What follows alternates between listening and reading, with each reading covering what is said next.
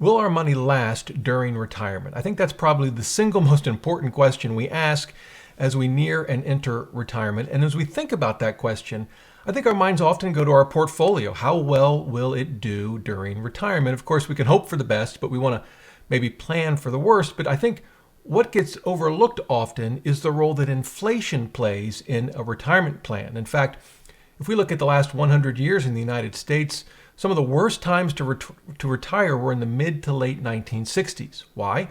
Because of the high inflation in the 70s and early 80s. Inflation can really do damage to a retirement plan. So in this video, we're going to look at inflation, how to think about it, some data sources on inflation, and how to incorporate it into a retirement plan. Now, I'm going to be showing you the retirement planner I use. It's called New Retirement. I think it's one of the best out there. I'll leave a link to it below the video. I'll also link to all the data I'm going to show you. But the thing about New Retirement, it allows us to make some assumptions about inflation and then see how those assumptions impact our retirement plan. But again, if you use some other tool, I still think what we're going to cover on inflation, and again, the data sources I'll show you, all of which I'll link to below the video, I think could prove to be very helpful. So with that, let's dive in. And this is part of an ongoing series I'm doing on how to use New Retirement to plan for your retirement. And we're looking at a demo version. I use this myself as well with a different account at New Retirement, but this is a demo plan. And just at a high level, just so we understand what we're looking at, I've got a single person, they're 60, they're now retired or going to retire in a month. They have $500,000 in a traditional IRA, $500,000 in a Roth, and $250,000 in a brokerage account. And so if we go to the overall plan at the moment, they're spending, I think I set this at $4,500 a month. And according to New Retirement, they have an 80% chance of having a successful retirement. So where do we set inflation in New Retirement? And to do that, we go to assumptions right here, and then to rates. And I think New Retirement handles inflation as well as any other, as well or better than any other retirement planning tool I've seen. As you can see, it's not a single number. You actually have 4 entries to make, one for general inflation, one for the Social Security COLA, cost of living adjustment, one for the inflation rate on housing, and then a medical inflation rate. We'll talk about each of these. And let's start with general inflation. The numbers that you see here, actually, let me change this one. The numbers that you see here, I believe, are the standard numbers you'll see when you first start to use New Retirement. Of course, we can change them. For general inflation, I actually keep it for my own plan at optimistic 2% and a pessimistic of 4%. I think that's reasonable. It's not the only option, of course. And one of the things to show you is you can get all of the CPI data you want from the Bureau of Labor Statistics. You can see a ton of data here. I've looked at a lot of this. I'll leave a link to this. What we do know is that U.S. inflation, this is from ycharts.com, has averaged long-term, you probably can't read that, but I'll tell you what it says, 3.28%. Now, as we know, of course, it's been higher, significantly higher recently. At the moment, in December, as I recorded this video, I think it's 3.1%, so a little bit below the long-term average. We know the Fed is trying to keep the inflation at somewhere around 2%. So we can use these numbers to get a rough idea. So I feel comfortable with 2 to 4%. Of course, you could experiment running your plans with these numbers and then changing them. That's the nice thing about New Retirement. If we were to change this, let's just get crazy and put it at 8%. We'll automatically get to see all the changes here: lifetime income projection, savings balances, projected expenses, and so on. But also the impact it's going to have. Say at the end of your estate, I have this person living to be 92. Does it change the taxes you'll pay and so on? So you can see the changes immediately. Now, the one thing I want to point out, if you're not familiar with New Retirement, you might wonder, well, how does it use optimistic versus pessimistic? And there are a couple of ways it uses this. The first is, over in assumptions here, you can set the assumption. I have it on pessimistic, which is why when I changed this number, we saw these numbers change. But you can also say, well, let's assume optimistic. What does that do? And you can see when we go to optimistic, boy, it really changes the values pretty quickly. That gives you an idea of how powerful, both whether it's good or bad, the impact inflation can have on a retirement plan going from 4 to 2%. Or you can just do the average, and New Retirement just calculates the average of these two numbers, which would be 3%. So that's how it works. Now, before we move on from general inflation, just one observation. As you're thinking about these numbers, particularly the pessimistic number, I would suggest that you also think about the rates of returns that you're assuming in the plan. If we go over to accounts, savings, I have all of the brokerage accounts, retirement and non-retirement, set at an optimistic rate of 9% and a pessimistic rate of 5%. And again, I think other numbers could be reasonable here. This is, of course, assuming a diversified portfolio that's tilted towards equities, towards stocks. If I had an all fixed income portfolio, say for one of my accounts, I would use different rates of return assumptions. But the thing I want to point out is I would give a lot of thought between your pessimistic rates of return on the one hand and your general inflation pessimistic return on the other. You'll notice that the pessimistic for rates of return is 5%. It's 1% higher than the pessimistic rate of inflation. Where I would start to get uncomfortable is if we started to raise this pessimistic number significantly above the pessimistic number for rates of returns on our portfolio. So like if this were 6%, that's going to have a pretty seismic impact on the plan, not just because we've raised this, but because it's now outpacing the pessimistic assumption. And let me hit that.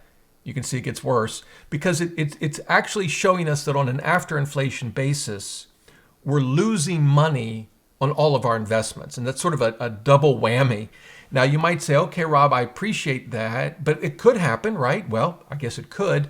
Certainly, if we had hyperinflation, it definitely would happen over some period of time. But for that to happen for 3 decades, we would encounter an economic environment that we've never seen before, not even close. Now, again, could it happen? It could happen. What I prefer to do, if you think, well, yeah, maybe that doesn't happen for 30 years, so let's change this back to 4%. But maybe, you might be thinking maybe the first decade, we could have a bad decade and maybe inflation runs high. We have 1970s over again. And yeah, maybe the inflation runs higher than the stock returns. And we know long-term stocks actually are a pretty good hedge against inflation, but in the short term, anything can happen. How I would model that in New Retirement would be to come over to the accounts, and I won't go through this in detail, but just to show you this, something you could do on your own. I might pick the same, say 9 and 5% just as an example, but what I could do is model a future rate return. So for example, I could say, okay, I think for the first 10 years, what would happen if things really got bad and the pessimistic rate was really low? Let's just say over the first 10 years it was 1%. That's pretty bad. But then what I could do is say after so many years, and let's put this, we'll just say after 5 years, when this person turns 65, I'll switch this back to what I expect to happen, right? So you could model a rate of return that's, say, lower in the first however many years you wanted of retirement. And this would help you model what's called sequence of returns risk, at least in some respects. There's another way to do it, Monte Carlo analysis. New Retirement does that, and I'm actually going to show you that in a minute. So you could use that, just something to think about. I'll go ahead and put this back the way we had it and go back to our assumptions. So that's the general inflation rate. It's going to be applied to things like all of your recurring expenses here, any one-time expenses or one-time expenses. It's going to raise these by that general rate of inflation. Now, Social Security cost of living adjustment, here it's kind of flipped, right? Because you think of optimistic as a higher adjustment. We want more money, right? We don't want less. But I think that's a mistake here. Now, just as a point of order, the CPI numbers that we hear, each month are typically CPI-U.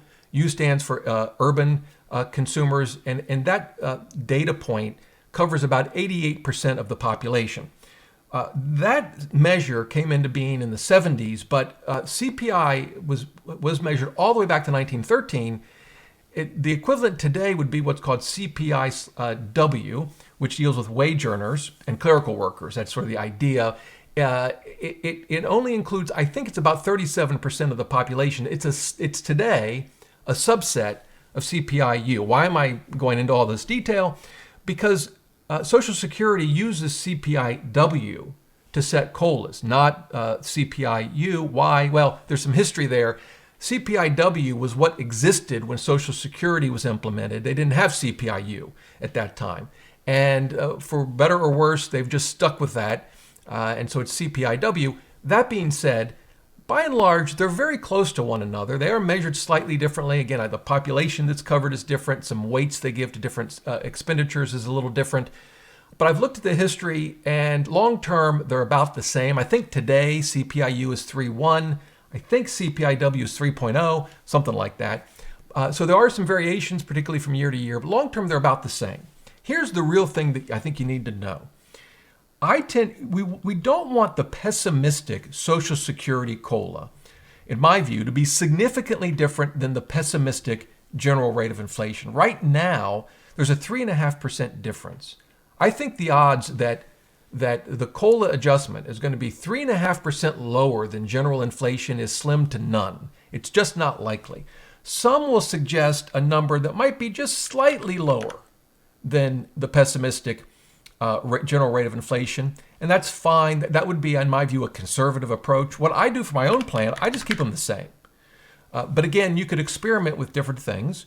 But this looks a little unusual because you'd think, well, pessimistic, shouldn't that be a lower number with a lower cost of living adjustment? But really, we want to look at it in light of general inflation, in my view. So that's how I set it up in new retirement. All right, so then housing appreciation deals with just the value of your real estate. It doesn't deal with other household expenses, utilities, not even, say homeowners insurance or personal property tax. Those all get adjusted by the general rate of inflation. But where this would come in, if we go to home and real estate, this person, I think I set them up to own a home. And in fact, if we go to Insights and we can go to, let's see, that's current net worth. Here we go, projected net worth. You're going to see over here total real estate, and that's going to get adjusted over time by that rate of inflation that we put in for housing. Again, we go back to the assumptions. So it is important. New retirement doesn't draw down the equity in your house automatically to pay for expenses if your other accounts run out. You can model that. You could model, for example, downsizing, moving. You could model a reverse mortgage. You can, in the tool, use equity from your home to pay for long-term care. That's a setting. But in terms of the day-to-day expenses, it doesn't use home equity to pay for those expenses unless you specifically model it that way. But it's still an important assumption, goes to your estate value and other things. I generally find these assumptions to be a bit on the low side. Let's see here. Here is the Federal Housing Finance Agency. They have a ton of data. They have what's called a home price index.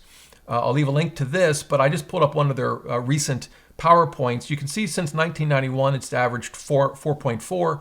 More recently, since 2012, 7.5%. I probably wouldn't go that high with my assumptions, although I will also show you the CoreLogic Case Shiller. Case Shiller was a housing index they put together, and then eventually they sold it. Now CoreLogic owns it. Past 10 years, just under 7%. So close to the 7.5% that's shown here since 2012. I think here for housing inflation, honestly, I leave it at this. I think it would be reasonable to go to 5%, maybe 5.5%. But I tend to want to stay on the conservative side. This could be more important to you if you have a lot of money invested in real estate. So you can play with those numbers. And again, I'll leave links to the data that I showed you. The last one is medical inflation. Very important, particularly for retirees. This is going to change or apply these rates of inflation when we look at medical expenses before 65, which I have some modeled. I'm actually going to delete this from this plan because it just confuses things. But anything you would model here in terms of health expenses before 65, your Medicare is going to affect that. And then long-term care. One thing I'll show you on long-term care, you have a number of different options that you can set here. I'll save the details for another video. I've got it set now to use up savings and then try to qualify for Medicaid. If we look at the expenses here, this is the projected expenses, all adjusted for inflation. When we get to the end of life, you'll see these maroon shades here, and if I hover over it, you see it's for long-term care. So unless you turn this off, which you can, but if you don't, what new retirement assumes is you're going to pay for the last roughly 3 years of life, you're going to pay long-term care. It makes that assumption. I think for the first, I think it's 12 months, the number's like just over $1,400 a month, and then it jumps to $4,300 a month for the last, I think it's 16 months. But you can see that modeled here. These numbers, the numbers I just gave you are today's dollars. These numbers are inflated. And again, we go back to assumptions. They're inflated using these numbers. So what should we put in there? Well, part of that's going to depend on you. You may have specific health spending needs where you know the inflation rate is going to be lower or above average. I can tell you long run average here is 5.15%. It's interesting because sometimes inflation, or healthcare inflation, can absolutely vary significantly from overall inflation. It's actually been negative or flat here recently, believe it or not. But at times it can be, of course, much higher. In my own plan, I've left it here at pessimistic at 5.5, which is somewhat consistent with this 515 number here. The 2.5, I would say that's extremely optimistic. I might even on my own plan raise that a bit. I don't know, maybe 4%, maybe 3.5. But the point is, you can model medical inflation separately from general inflation, and I think it's important to do that because it is, history shows us, and I'll put this back to 2.5 for now. History shows us that healthcare inflation does vary pretty significantly. Now, once you've got that set, we can go to the overview plan and we can change the assumption. So we're at pessimistic now. So that's going to bring in not only the pessimistic numbers I just showed you for inflation, but the pessimistic numbers for rates of return. We have 95% chance of success with this particular plan. So that's terrific for pessimistic. I'm going to actually come into expenses because I took out that $500 a month for some medical expenses before 65. Let me just edit this a bit. Let's take this up to $5,500. I want to see what that does to the plan. By the way, you'll see an immediate update with some high-level changes to the plan, but I want to go to Overview. So now we've tanked it, 28%. That's a pretty significant change, but again, we're assuming pessimistic. If we jump to average, we jump up to 86%, and it just shows you the impact on a couple of percent difference with inflation, a couple of percent difference on rates of return on our accounts. What I want to do to try to isolate the impact inflation has, so let's go into our rates of return on our accounts. We're gonna set the pessimistic and optimistic to 9%. That way, no matter which assumption we make, it doesn't change the rates of return. So the rates of return, regardless of which assumption we make up here, are all going to be 9%. The only thing that's going to change is inflation. So if we go to optimistic, we get to 91%. Now, just so you understand, this top number is showing you what happens if we make that 9% each and every year. Of course, that's not realistic. So this bottom number is doing a Monte Carlo simulation, and it's showing us that this lower outcome would occur 90% of the time. 10% of the time things would be worse than what this bottom line is showing us, but 90% of the time we do this well or better. And the good news is we don't run out of money. If we go back to pessimistic, of course, this is actually only showing 75% chance of success. Again, remember, we're assuming 9% returns even on the pessimistic. So we can see just inflation is taking us from 75 to 91%, a pretty significant difference just based on inflation.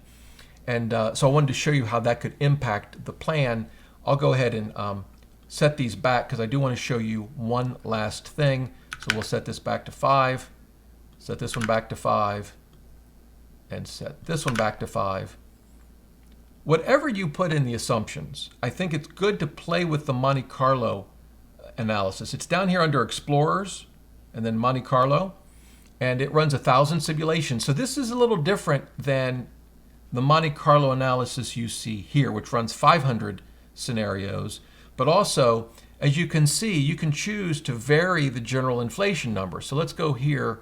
We're optimistic. All right, so let's stay with optimistic for a moment. We're going to vary general inflation and medical inflation. And it's showing us we've still got a 91% chance of success. We can hover over this, and it shows us the account balances based on what percentile rank. So the idea being the lower the percentile, this bottom one, this 10% percentile means that 90% of the time you would end up with 160,000 or more. There could be 10% of the simulations ran where you'd end up with actually less than 160,000. But the number I want to focus on is this 91% chance of having our money last until our goal age. In this plan, it's 92, gives us a 32-year retirement. So remember that number, 91. If we go and hit pessimistic, it drops to 35. Now again, we're varying inflation and investment returns, but you can see the impact it could have. Now, we could actually say, let's not vary returns, let's just vary inflation. It gives us a 38% chance with a pessimistic assumption. Optimistic assumption jumps to 99. Inflation matters. It's huge. Another way to see inflation and its impact in new retirement is to come to income and expenses, and we can look at estimated expenses, which of course are all adjusted for inflation, right? So again, we're assuming optimistic at the moment. And if we look at the end of life, the last year, we can see general recurring, this bottom number, is 122,000. So it's taking our current number and adjusting it for inflation using optimistic assumptions. And so remember that number, 122,000. If we jump to pessimistic, these change, and recurring goes from 122 all the way up to 223,000. And that's one of the nice things about any retirement planning tool that does this, new retirement in this example, is it allows us to see the long-term impact of these changes. Even small changes to inflation can have a huge impact on our retirement plan, whether it'll be successful or not, and how our spending will change over time. So I know I've run through a lot of numbers, shown you a lot of data. I'll link to all of that below the video, along with a link to new retirement. But inflation is so important, and at a minimum, we want to understand how it's going to impact our retirement plan. A software like New Retirement can help us do that. Obviously, we have some control over inflation, not, of course, CPI-U or CPI-W numbers, but in how we spend our money, where we choose to live. We might have some control over inflation, but I think the bigger issue is just making sure we understand how important it is to the overall retirement plan and how what a big impact it can have on the success of our plan. So there you go. If you have any questions, leave them in the comments below. I'll be happy to help you out any way I can. As I said, this is part of a series I'm doing on new retirement, and you'll find that in the channel. I'll be including them in a playlist so that you can see them all in one place as I produce more new retirement content. Until next time, remember, the best thing money can buy is financial freedom.